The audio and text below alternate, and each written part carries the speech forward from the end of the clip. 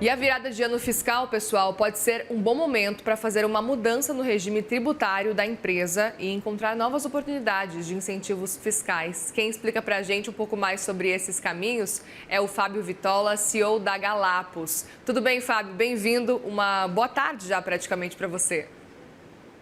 Boa tarde, prazer enorme estar aqui com vocês. Obrigado pelo convite. Prazer é nosso em receber vocês. Eu queria muito saber a avaliação que vocês fazem diante desse cenário e quais seriam as principais dicas.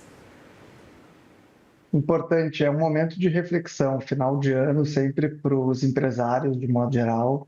É um momento de repensar como é que foi o ano de 2025 e o que pode ser feito para o ano de 2026. Muitas metas sendo criadas, né, muitos planejamentos sendo revisitados, mas tem um elemento que, eventualmente, isso não é tratado com a devida importância, que é um detalhamento sobre o regime tributário da companhia e o quanto que isso de fato pode ser bastante impactante.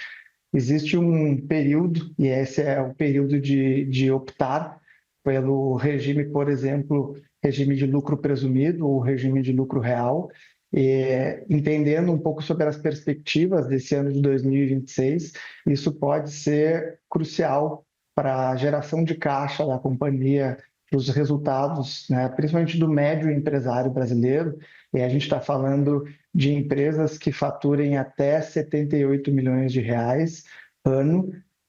A partir desse faturamento é obrigatório a escolha do regime de lucro real, mas até 78 milhões de reais, ou seja, é uma grande fatia, uma fatia muito importante das empresas brasileiras, devem estar atentas para escolher o melhor regime e, com isso, obter os melhores resultados, melhor emprego de capital para inovação, para crescimento, e que isso certamente vai envolver bastante também do desempenho econômico do nosso país.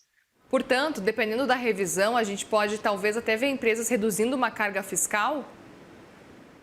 Exatamente. Esse é um ponto que a gente costuma falar de tratar, né, trazer as comparações corretas e fazer essas comparações adequadas.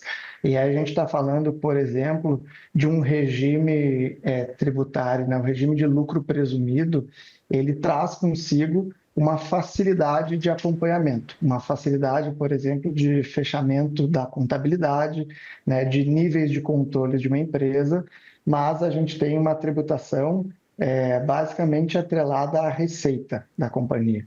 E, eventualmente, de acordo com as margens, de acordo com os crescimentos que as empresas vão ter projetado para 2026, isso pode ter um impacto muito relevante para se optar para o regime de lucro real. E no regime de lucro real, para ilustrar com um exemplo, que pode gerar, inclusive, um benefício fiscal, esse é um requisito para empresas que investem em inovação, mais especificamente investem em pesquisa e desenvolvimento em inovação tecnológica no Brasil, podem usufruir do benefício da Lei do Bem.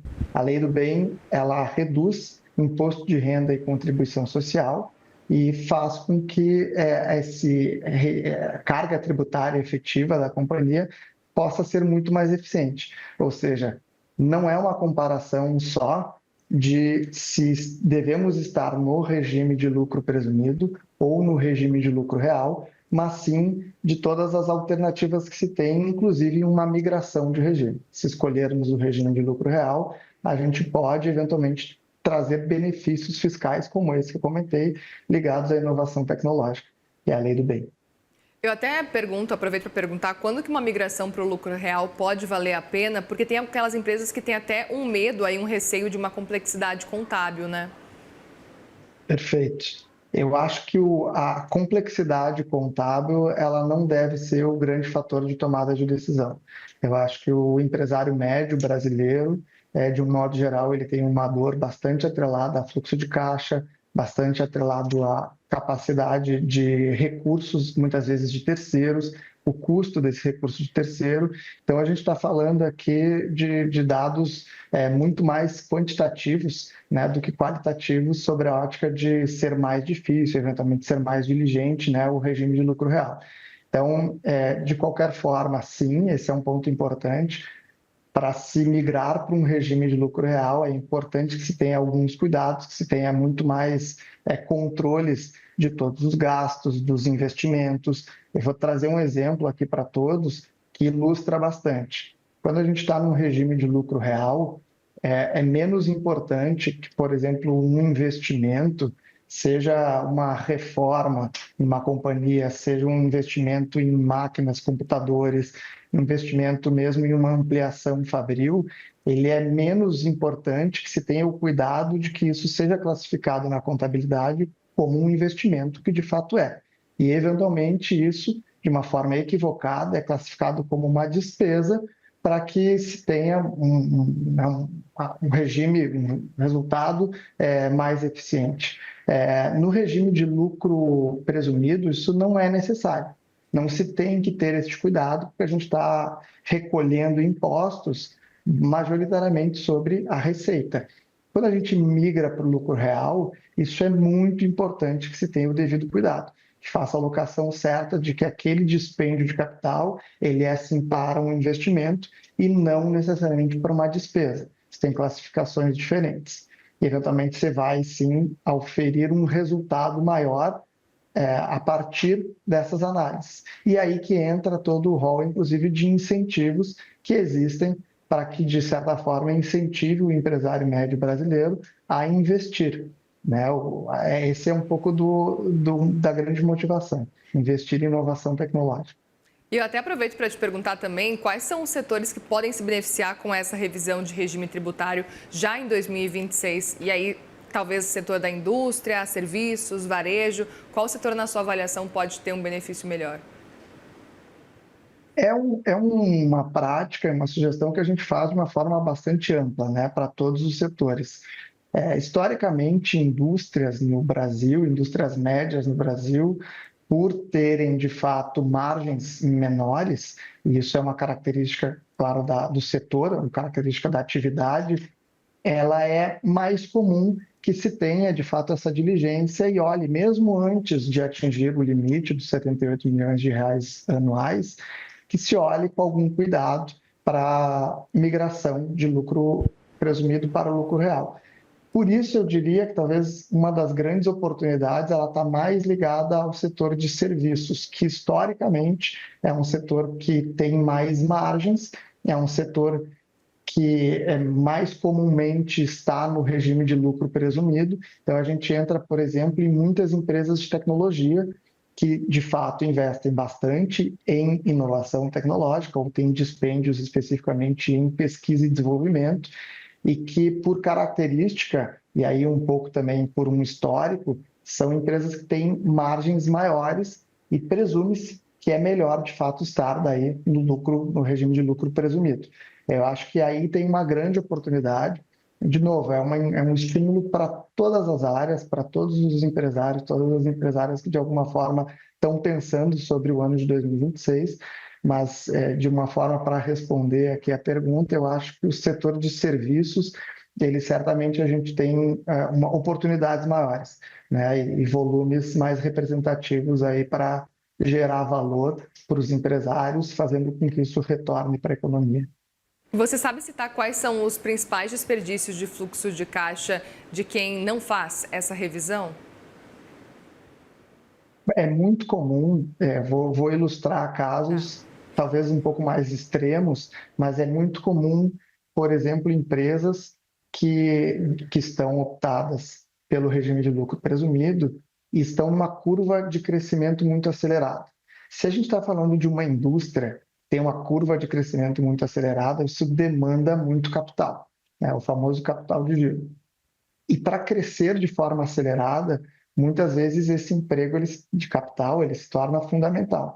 E é esperado que as margens fiquem mais apertadas ainda, né? Ou seja, que esse fluxo de caixa ele fique menor ainda numa curva de crescimento bastante acelerado.